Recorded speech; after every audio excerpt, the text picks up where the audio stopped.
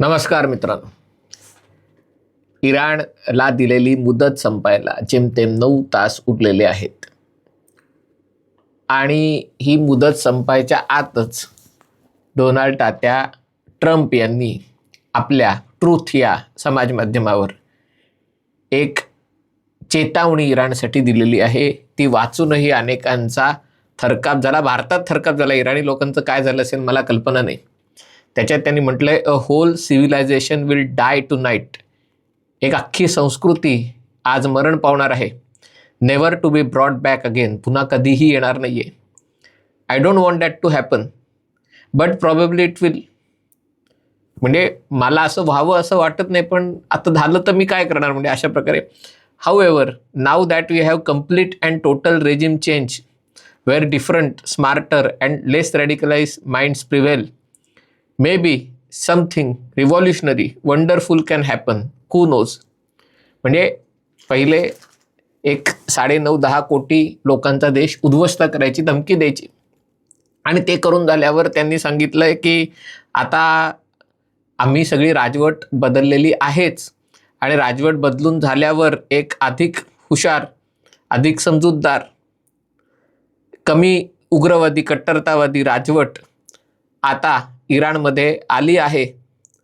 तर काहीतरी क्रांतिकारी होऊ शकतो, कोणाला माहिती. We will find out tonight. One of the most important movements in the long and complex history of the world. म्हणजे इतिहासाच्या काळात एक अतिशय महत्त्वाचा क्षण येऊन ठेपलेला आहे. 47 years of extortion, corruption and death will finally end. God bless the great people of Iran. म्हणजे 47 वर्षाचं जे इस्लामिक राजवट होती, वसुलीची राजवट, हत्याकांड करणारी राजवट, ती आता आणि भ्रष्ट राजवट ती आता तिचा अंत होणार आहे. इराणच्या लोकांना, इराणच्या महान लोकांना माझ्या शुभेच्छा. म्हणजे इराणच्या महान लोकांना शुभेच्छाही द्यायच्या आणि इराणच्या महान लोकांना आजची रात्र शेवटची रात्र आहे, जे काय करायचं ते करून घ्या अशी धमकी द्यायची. असं फक्त जगात 2च माणसं करू शकतात, एक संजय राऊत आणि डोनाल्ड ट्रम्प. संजय राऊत बोलले तरी काही बिघडत नाही कारण माहिती आहे काही होणार नाही, पण डोनाल्ड ट्रम्पच्या हातात अमेरिकेच्या अण्वस्त्रांचं बटन असल्यामुळे किंवा ते अमेरिकन सैन्याचे कमांडर इन चीफ असल्यामुळे त्यांनी दिलेली धमकी गांभीर्याने घ्यावी लागते. भारतातल्या अनेकांना हे वाचून त्यांचा घसा कोरडा पडला आहे की खरंच तात्याने असं केलं तर काय करायचं. मला असं वाटतं हे युद्ध होणार आहे. डोनाल्ड ट्रम्प काय बोलतात, काय धमकी देतात त्याच्याकडे फार गांभीर्याने बघायची गरज नाही आहे, पण हे युद्ध होणार आहे. इस्रायलचा अंदाज आहे की कदाचित इराणच आज रात्रीच हे युद्ध सुरू करेल, कारण अमेरिका हल्ला करणार आहे, 100% करणार आहे. कारण ट्रम्प यांचा इगो, त्यांची घमेंड ही अमेरिकेपेक्षा मोठी आहे हे सगळ्यांना माहिती, आणि त्यामुळे अमेरिका त्यांच्याकडच्या रात्री 8 वाजता हल्ला करणार आहे आणि कदाचित त्याच्या आधीच इराण हल्ले करेल असा अंदाज आहे. पण अमेरिका हल्ले करणार आहे म्हणजे काय करणार आहे, कारण ज्या बातम्या आहेत त्याच्यात जे वीज निर्मिती केंद्र आहेत तिथे इराणच्या राजवटीने अनेक लोकांना जमायला सांगितलेलं आहे. काही संख्येने लोक जमलेली आहेत. म्हणजे आपल्या भारताचे महान महान महान राष्ट्रपिता महात्मा गांधी यांनी तसं सांगितलं होतं ज्यू लोकांना. म्हणजे हिटलरनी जेव्हा 60 लाख ज्यूंना मारलं तेव्हा महात्मा गांधी म्हणलेले की तुम्ही भेकडासारखे मेलात, तुम्ही असं स्वतःला समर्पण करायला हवं होतं हिटलरकडे की मारा मला, मारा मला. मग एकाला मारेल, 2 मारेल, 5 जणांना मारेल, 1000 जणांना मारेल. अशा पद्धतीने तुम्ही मेला असतात तर तुम्ही हुतात्मे झाले असतात. तुम्ही तर असेच भेकडासारखे मेलात, असं महात्मा गांधीने 1946 साली, या भाषेत नाही, गांधींची भाषा अधिक सभ्य अधिक सालस अशी होती, पण साधारणतः असं लिहिलं होतं. आणि दुसऱ्या महायुद्धामध्ये भारताचा पाठिंबा ब्रिटननी मागितला असता चर्चिलना, पण किंवा त्यांचे जे तेव्हाचे पंतप्रधान होते त्यांना महात्मा गांधींनी हेच उत्तर दिलं होतं की तुम्ही हिटलरशी हिंसेच्या माध्यमातून लढताय. सत्याचा मार्ग असेल तर तुम्ही अहिंसेच्या माध्यमातून लढा, तुम्ही स्वतःला समर्पित करा. समोरचा मारून मारून थकला पाहिजे, तर तसं आता इराणमध्ये करण्याचा प्रयत्न त्यांची राजवट करते. अर्थात त्यांची राजवट काही अहिंसेवर विश्वास ठेवणारी नाही आहे, पण याच्यापूर्वीही त्यांच्या इस्लामिक राजवटीने अशा प्रकारे आपल्याच नागरिकांचा बळी दिलेला आहे. इराण-इराक युद्धामध्ये, अर्थात तेही युद्ध इराणवर लादलं होतं. सद्दाम हुसेनला अमेरिकेचीही मदत होती, आखाती अरब देशांचीही मदत होती.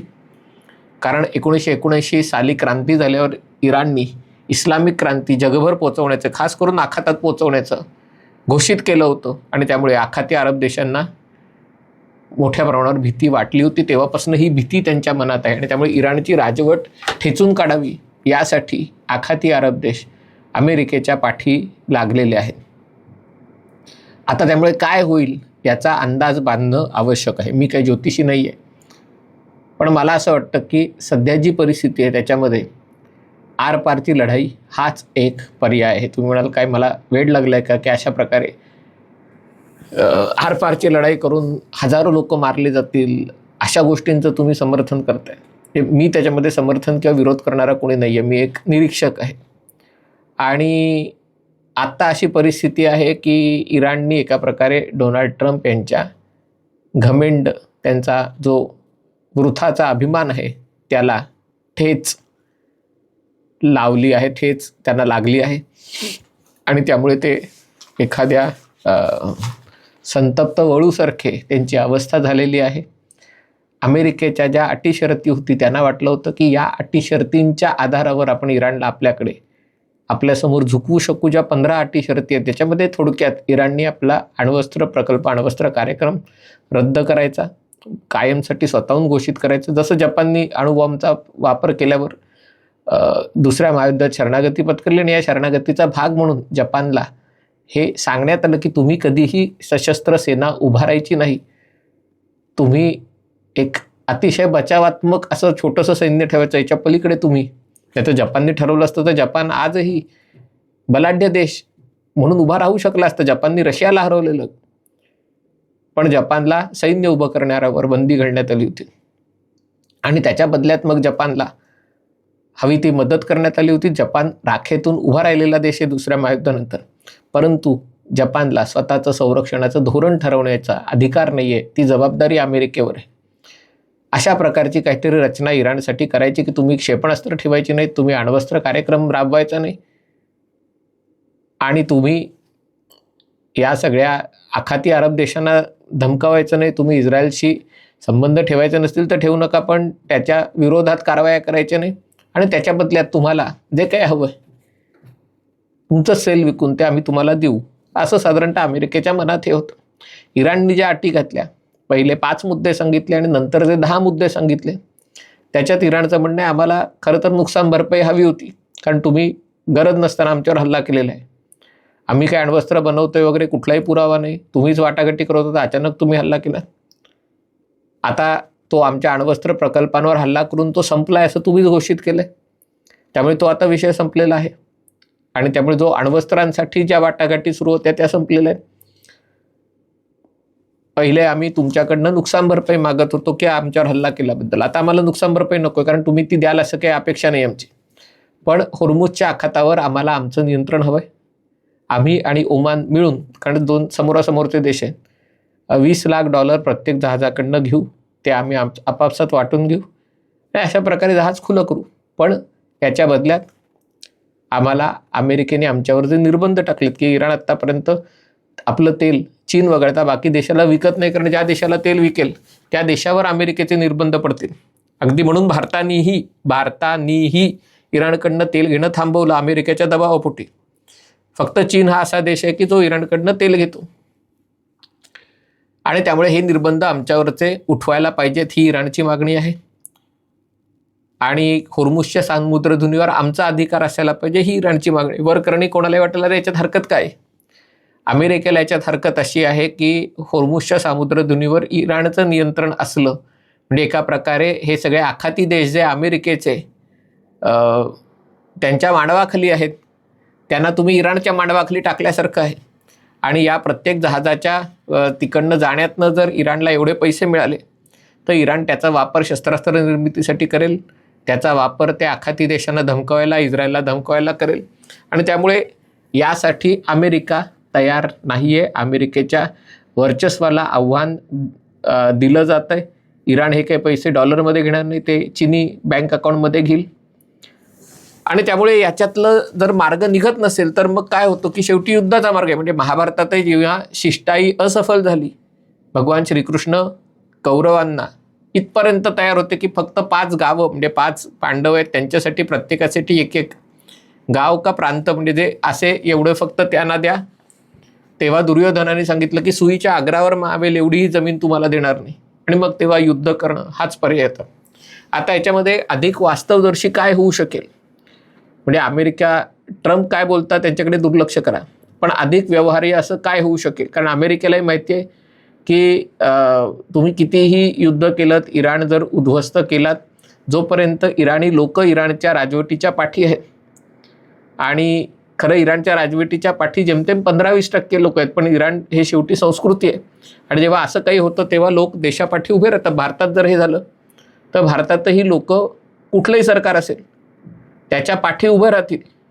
ही गोष्ट अरब देशात होणार नाही, कारण यांचा देशच कृत्रिम आहे. हा काही कागदावर रेगोट्या मारून तयार केलेला देश आहे, कागदावर म्हणा वाळूवर म्हणा.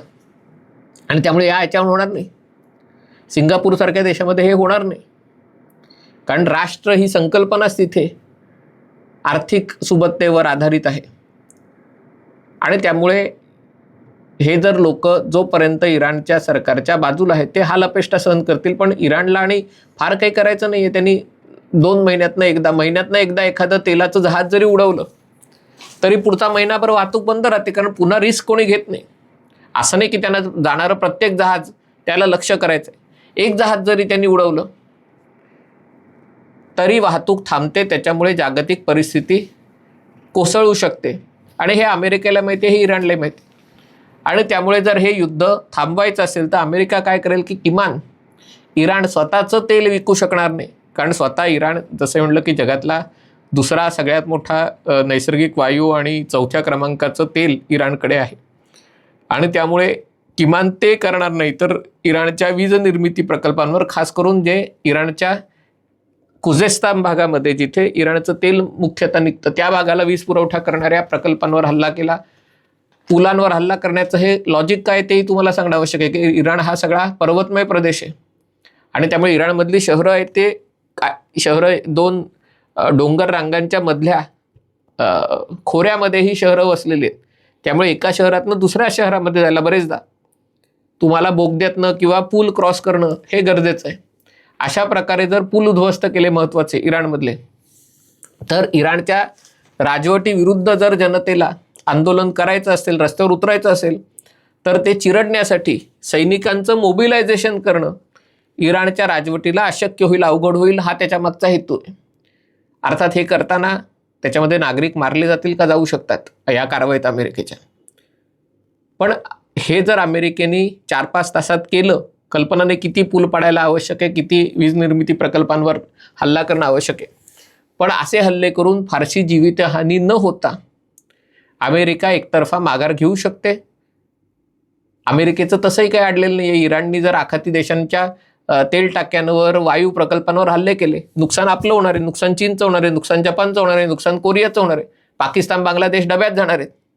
अमेरिकेचं फारसं नुकसान होणार नाही आहे, कारण अमेरिकेत तेल आणि वायू भरपूर मोठ्या प्रमाणात, काही दिवस त्यांना अडचण होईल, महागाई वाढेल, कदाचित ट्रम्प निवडणुका हरतील, पण याच्या पलीकडे नुकसान होणार नाही. नुकसान आपल्याला होणार आहे. पण असं काहीतरी करून की इराणला पैसा कमवण्याचा मार्ग ते खुला सोडतील की रोज तुम्ही प्रत्येक बोटीच्या मागे $20 लाख घेतले, 100 बोटी जाऊन दिल्या,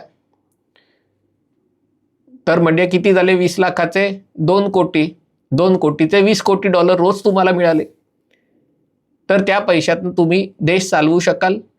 पण ते जर पैसे तुम्ही शस्त्रास्त्र निर्मितीसाठी आणि हिजबुल्लासाठी आणि हुतीसाठी जर खर्च करायला गेलात तर मग तुमचे लोक अधिक लवकर रस्त्यावर उतरतील. अशा प्रकारची काहीतरी व्यवस्था आहे. अर्थात हे जर झालं तर ते त्यातल्या त्यात युद्ध करूनही सगळ्यात व्यवहार्य सोल्युशन त्याच्यातलं उत्तर असेल. पण अर्थात ट्रम्पच्या मनात काय, अमेरिकेच्या मनात काय, मी हे काही ओळखणारा ज्योतिषी नाही आहे. पण आत्ता असं दिसतंय की कोणत्या ना कोणत्या प्रकारचं छोटेखानी युद्ध, म्हणजे छोटेखानी पण अतिशय मोठं युद्ध पुढच्या काही तासात होणार आहे. हा व्हिडिओ आपल्याला आवडला असेल तर कृपया लाईक करा, शेअर करा आणि चॅनल सबस्क्राईब करण्याची विनंती आहे. तुर्तास इथेच थांबतो. पाहत रहा MH48.